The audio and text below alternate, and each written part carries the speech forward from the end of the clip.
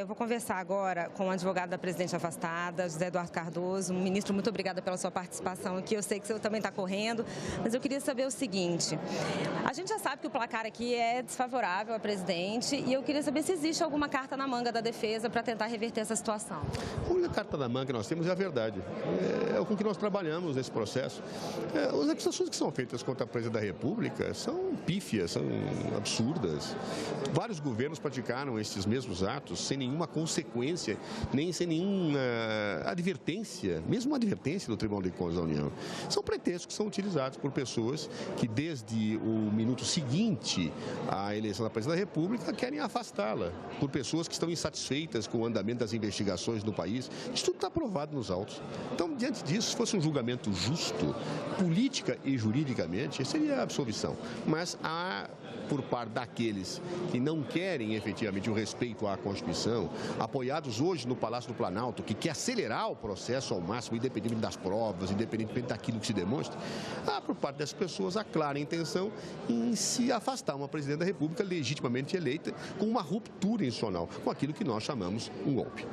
Circulou na semana passada algumas informações de que a presidente faria uma carta à nação, se comprometendo, inclusive, em, se caso ela se retornasse ao mandato, ela se comprometeria a convocar um plebiscito para ver a possibilidade de haver novas eleições. Isso é possível ainda? Olha, eu acho absolutamente possível e a presidenta, obviamente, se posicionará da maneira que acha que deve se posicionar. Se avaliar que é necessário para a pacificação do país uma nova eleição, não vejo por que não se propor. O que não pode acontecer é, subitamente, eu ter uma ruptura institucional, um governo ilegítimo, imaginando que um governo legítimo conduz o Brasil para fora da crise. Errado. Não há solução para o país fora da democracia. Não há solução para o país fora do respeito ao Estado de Direito. E essa situação de afastamento da presidenta Dilma Rousseff, por esses pretextos absurdos que estão sendo colocados, e as provas do processo demonstram isso cabalmente, apenas fazem com que este governo interino cada vez mais se afirme como incapacitado para, daqui para diante, tirar o Brasil da crise. Ou seja, ou voltamos para a democracia, ou efetivamente não há solução boa para o país. Ministro, alguns senadores pró-impeachment afirmaram que vão votar, além das denúncias, eles vão votar, inclusive, considerando o tal chamado conjunto da obra.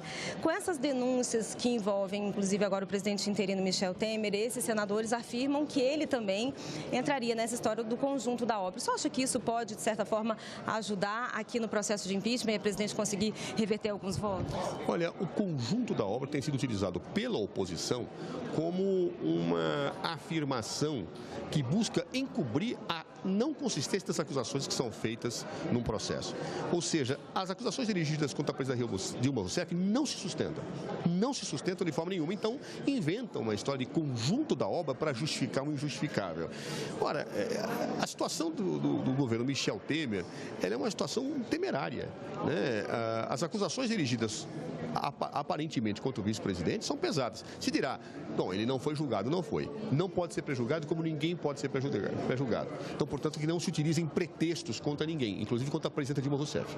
Siga-se a democracia, siga-se a lei, faça-se justiça. E fazer-se a justiça, nesse momento, significa absolver Dilma Rousseff com o retorno dela, seja para governar, seja para consultar a população sobre um plebiscito, seja para fazer novas eleições. Ou seja, não existe alternativa democrática com a consumação do impeachment para o país. E ela vai acompanhar a sessão? Seguramente vai acompanhar a sessão.